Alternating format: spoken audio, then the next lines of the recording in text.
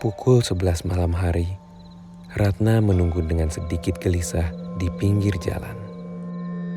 Ia menunggu ojek online-nya yang belum kunjung datang.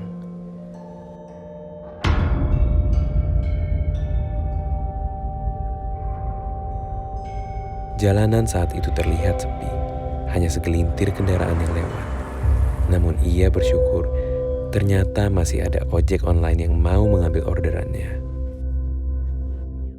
Ojek online-nya pun tiba. Ia terlihat mengendarai motor bebek yang cukup tua, namun tetap terlihat rapi dan terawat. Pak Sumarno namanya. Mereka pun langsung berangkat menyusuri jalan gelap yang hanya disinari lampu-lampu rumah di pinggir jalan. Selama perjalanan, hampir tidak ada kendaraan lain yang berpapasan. Angin dingin bertiup mengenai wajah Ratna. Pak Sumarno memecah keheningan malam dengan memulai percakapan dengan Ratna. Mau kemana Mbak malam-malam gini? Ke rumah orang tua saya, Pak. Nggak bisa besok pagi aja. Jam-jam segini bahaya loh, nunggu sendirian di pinggir jalan.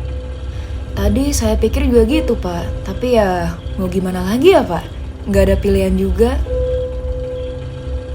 Untung tadi saya lewat daerah sini, Mbak. Dan kebetulan saya lihat arahnya searah saya pulang ke rumah. Lumayan susah loh nyari ojek online jam-jam segini. Iya, Pak. Untung ada Bapak. Makasih banyak ya, Pak. Soalnya dari tadi orderan saya di-cancel terus. Di tengah perjalanan, Pak Sumarno izin untuk mengisi bensin di sebuah warung kecil. Tukang warung tersebut memberikan peringatan untuk hati-hati karena beberapa hari yang lalu ada aksi pembegalan di jalan tersebut hingga korbannya meninggal dunia. Ratna pun mulai merasa gelisah mendengar peringatan dari penjaga warung tersebut. Tuh kan, Mbak. Bahaya begal juga loh. Soalnya jalanan sepi banget jam-jam segini. Iya, Pak. Jadi agak nyesel saya pulang jam segini. Moga-moga nggak ada yang aneh-aneh nanti ya, Pak. Jawab Ratna. Mereka pun melanjutkan perjalanan dari warung tersebut. Ratna sempat bingung saat melihat ekspresi penjaga warung tersebut. Wajahnya terlihat terheran-heran seolah ada sesuatu yang aneh pada dirinya atau pada Pak Sumarno. Pak Sumarno dan Ratna pun terus berbincang untuk membuat suasana lebih nyaman di jalanan yang gelap dan sepi tersebut. Tanpa disadari, mereka melewati jembatan kayu yang hanya muat satu motor saja. Di bawahnya mengalir sungai kecil yang memantulkan cahaya bulan. Jalanan yang mereka masuki semakin gelap dan sempit dibanding jalanan sebelumnya. Ratna pun mulai merasa tidak nyaman dan ia bertanya kepada Pak Sumarno apakah maps pada aplikasi ojek online-nya sudah menunjukkan jalanan yang benar. Ia takut kalau Pak Sumarno berniat buruk dan sengaja membawanya ke tempat yang jauh. Ternyata bukan Ratna saja yang merasa tidak nyaman. Pak Sumarno juga mulai merasa was-was karena ia tidak mengenali jalanan ini sama sekali. Pak Sumarno pun balik bertanya, apakah maps di aplikasi milik Ratna tidak ada masalah. Saat Ratna mengecek HP-nya, ia pun terkaget karena mereka berada di tengah-tengah hutan dan tampaknya tidak dapat sinyal lagi. Pak Sumarno pun memutarbalikkan motornya seketika dan mempercepat laju motornya. Mbak, kita ke jalanan utama lagi ya. Kata Pak Sumarno dengan nada ketakutan. Ratna mengangguk tanpa bersuara dengan wajah yang tegang. Saat mereka sampai di jembatan, mereka sangat ketakutan. Jembatan yang mereka tadi lewati sudah tidak ada, sehingga mereka tidak bisa balik ke jalanan utama. Mbak, gimana nih ya? Tadi saya sengaja putar balik tiba-tiba. Soalnya di depan ada sosok hitam gede banget berdiri di tengah jalan. Mendengar hal tersebut, Ratna semakin ketakutan. Namun setidaknya ia jadi tahu bahwa Pak Sumarno tidak berniat jahat. Akhirnya mereka memutuskan untuk kembali melanjutkan perjalanan tersebut sembari berdoa. Ternyata sosok hitam besar tersebut sudah tidak ada. Pak Sumarno pun langsung tancap gas dengan kecepatan tinggi.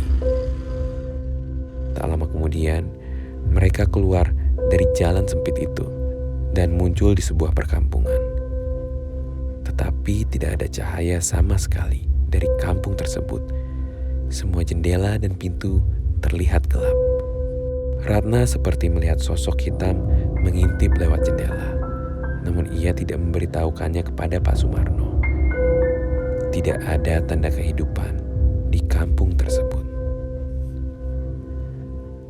Saat mereka melewati tengah kampung yang hanya disinari oleh lampu motor Pak Sumarno, motor tersebut mogok. Ketakutan pun menguasai pikiran Ratna, dan Pak Sumarno yang tak henti-hentinya mengucapkan doa sembari berusaha menyalakan motor kembali berulang-ulang. Hanya suara jangkrik dan bunyi starter motor yang terdengar. Tiba-tiba ada satu rumah yang jaraknya sekitar 100 meter dari tempat mereka yang lampu rumahnya menyala. Lalu keluarlah sesosok kakek-kakek tua berpakaian putih dari pintu depan rumah tersebut. Ia mendatangi mereka dengan langkahnya yang pelan. Ia bertanya kepada mereka, apa yang mereka lakukan di tengah malam seperti ini. Pak Sumarno pun menjawab dengan terbata-bata karena ia tidak yakin sosok kakek tersebut merupakan seorang manusia. Ratna pun lanjut menjelaskan bahwa mereka sedang tersesat dan tidak tahu arah untuk kembali ke jalan utama. Ia juga menjelaskan bahwa ia ingin pulang ke rumah orang tuanya. Kakek tersebut tersenyum kepada Ratna dan menunjukkan arah mana yang harus mereka lalui untuk dapat sampai ke tempat tujuan. Ia berkata kepada Pak Sumarno bahwa ia harus terus maju dan jangan sekali-kali menoleh ke belakang jika ingin selamat. Mendengar nasihat tersebut, Pak Sumarno semakin ketakutan, dan kali ini motornya dapat menyala kembali. Mereka pun mengucapkan terima kasih dan melanjutkan perjalanan ke arah yang ditunjuk kakek tua tersebut. Karena rasa penasaran Ratna, ia menoleh ke belakang untuk melihat kakek tersebut. Ia sangat kaget. Kakek tersebut sudah tidak ada. Tetapi di sana berdiri banyak sekali sosok-sosok yang mengamati mereka dengan penasaran. Sosok-sosok tersebut mulai mengejar mereka. Ratna berteriak histeris dan menyuruh Pak Sumarno untuk melaju lebih kencang. Ratna merasa sosok-sosok tersebut sudah sangat dekat dan bisa menggapai dirinya. Ia mendengar suara-suara samar. Mati, mati, secara berulang-ulang.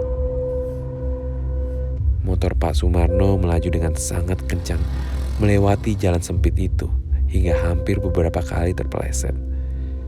Tak lama berselang, jalanan sempit itu pun melebar dan mereka kembali memasuki jalanan utama. Mereka pun sangat senang dan bersyukur dapat kembali lagi ke jalan utama. Sosok-sosok yang mengejar mereka sudah tidak ada. Ratna merasa familiar dengan daerah ini yang ternyata sudah dekat dengan rumah orang tuanya. Ratna pun menunjukkan arah ke rumah orang tuanya kepada Pak Sumarno. Tak lama mereka sampai di depan rumah Ratna yang terpisah dari antara rumah-rumah lainnya. Lampu rumah tersebut menyala dan keluarlah orang tua Ratna dengan wajah senang menyambut anak mereka dari pintu rumahnya. Terima kasih banyak ya Pak. Kalau bukan Bapak tadi yang nganterin saya, nggak tahu deh nasib saya gimana nanti. Kata Ratna dengan wajah gembira dan lega. Iya, sama-sama ya Mbak. Maaf kalau tadi ngerepotin banget. Jangan pulang malam-malam kayak gini lagi ya Mbak. Hati-hati ya Pak pulangnya. Sekali lagi terima kasih banyak. Saya pamit dulu ya Mbak.